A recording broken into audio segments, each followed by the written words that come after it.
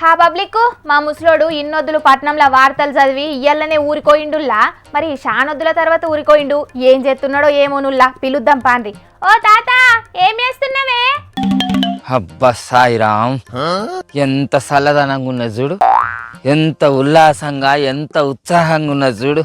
బాబ్బా ఆ నెల రోజులు పట్నంలా ఇరుకు గదులల్లా గబ్బు ఉడకపోతలా ఉండాలంటే నాయనా సీదర గోస గోస అనిపించింది.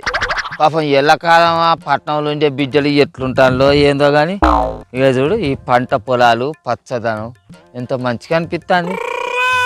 లేలా ఓ తాత ఇంటికి పోయినాక ఫోన్ చేయమని చెప్పినా కదనే, ఎందుకు చేయలేదు నాకు? నువ్వు ఇంటికి మంచిగా చేరుకున్నావా లేదో అని నేను ఎంత దండాడుతున్నానో ఎరికేనా నీకు?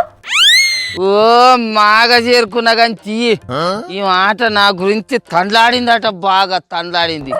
ఇగో ఇంకో పారి ఏమన్నా ఊళ్ళ ప్రయాణాలు అని మాట్లాడేటన్నా పోయినావు అనుకో, అక్క మరి మూతి పనులని ఇరగాలి అలకదా అక్కదాన.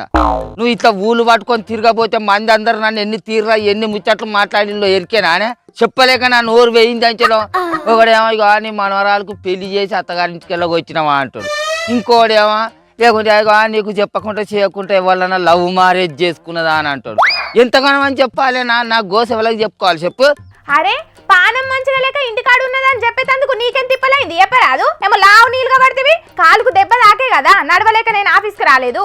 ఓ మాగదాకింది కానీ దెబ్బ, లోకం మీద ఎవరికైనా దెబ్బలు తగులుతానేయో లేదో, కోతికి గల కొబ్బరి చిప్ప దొరికింది అన్నట్టు నీకు బుత్తి అంత దెబ్బ దాకంగానే దాన్ని వంక పెట్టుకొని నెల రోజులు ఇంత మంచిగా మలుసుకొని ఉన్నావు. నాకేమో నాలుక తిరిగి పాడైతలేదా, ఆ వార్తలు నాకు చక్కగా చదవత్తలేదా?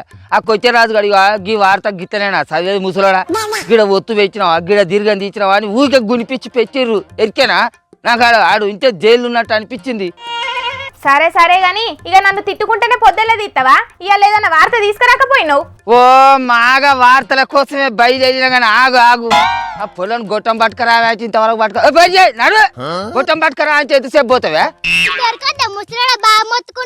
దౌడమితో వీక్తో పండు రాలే జాగ్రత్త లేవు కానీ బాగా మాట్లాడుతాను ఏంటి? అవ్వో నీ అందం చల్లగుండు. ఆగో గా మైక్ ఎందుకే? ఓ వార్త కోసానికే పోతానే తల్లి, ఇన్ని వద్దులు నువ్వు రాకపోయేటాలకు నేను ఆ ఆఫీసులో కూర్చొని వార్తలు చదువుతా అంటే బయట ఎన్ని ముచ్చట్లు నడిచినాయి అనుకుంటాను. దాంట్లో ఒక ముఖ్యమైన వార్తను వాళ్ళ మూతుల దగ్గర ఈ మైకు పెట్టి అరుచుకునేది, అందుకే పోతానా.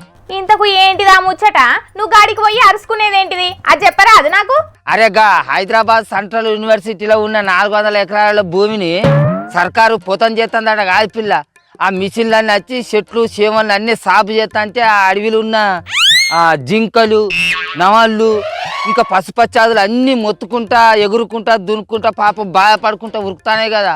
బా ఆ వీడియో ఆ సప్పులు చూస్తేనైతే ఆ ఫోటోలు చూస్తేనైతే నా పానం అంతా అవిసిపోయింది పిల్ల. పాపం అడవి జీవాలు ఎంత ఆగంగా వచ్చాను అని. ఓ ముసలోడా అవన్నీ అబద్ధమైనటనే. ఏఐ అంటే ఆర్టిఫిషియల్ ఇంటెలిజెన్స్ తోని క్రియేట్ చేసిన వీడియోలు ఫోటోలాట. అందుకే సర్కారు గసొంటి వాటిని క్రియేట్ చేసి షేర్ చేసిన వాళ్ళ మీద కేసులు పెడుతున్నది ఎరికేనా నీకు? అట్లనా? అంటే ఆ 400 ఎకరాల యూనివర్సిటీ భూముల ఒక్క చెట్టు కూడా లేదా ఏంది? అంటే అంత బొబ్బనల బోడేనా? మరి అసొంటి జాగలకు మొన్న జింకలు ఎట్లా వచ్చినాయి?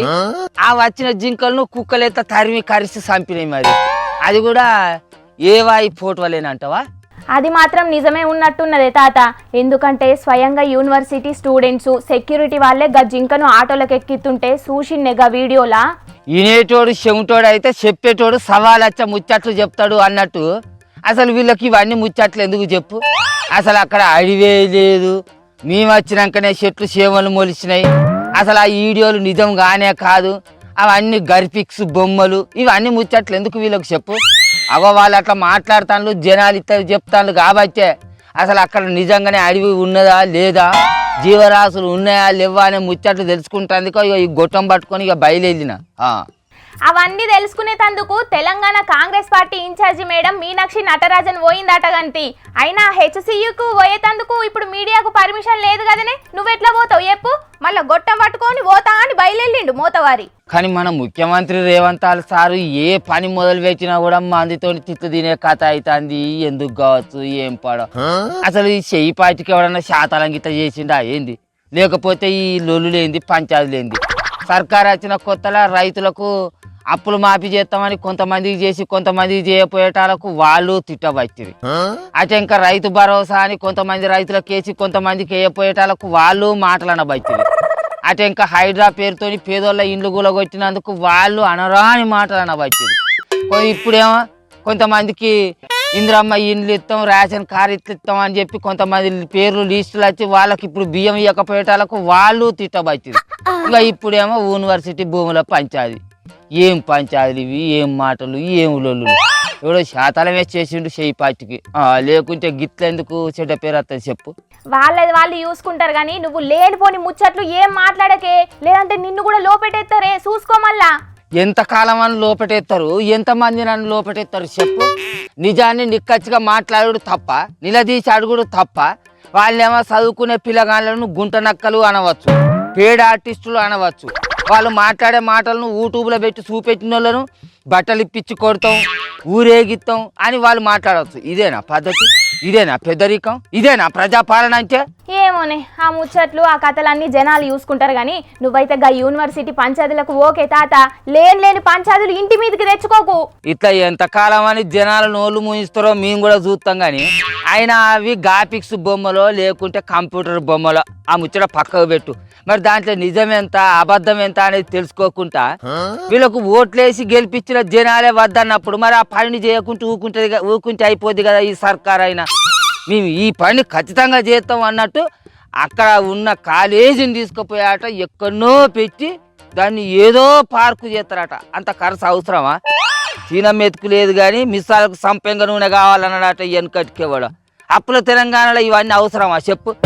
జనాలకు ఇచ్చిన హామీలు సక్రమంగా నెరవేరిస్తే మంచిగుంటుంది కదా. అవి మర్చిపోయి ఏందేందో కథలు పడతారట వీళ్ళు. చూసిండ్రానుల్లా సెంట్రల్ యూనివర్సిటీలా జింకలు నెమళ్ళు అన్ని గ్రాఫిక్స్ ఆ ఫోటోలను వైరల్ చేసి ఉత్తగనే విద్యార్థులను రెచ్చగొట్టిండ్రు అని ఫేక్ ఫోటోలను వైరల్ చేసిన వాళ్ళ మీద కేసులు పెట్టిండ్రట సర్కారోళ్ళు. ఇక మరి చూడాలే సెంట్రల్ యూనివర్సిటీల భూమి పంచాయతీ మీద ఇంకెన్ని పంచాయతీలు అవుతాయో, ఆఖరికి సర్కారోళ్ళు ఏం చేస్తారో మరి.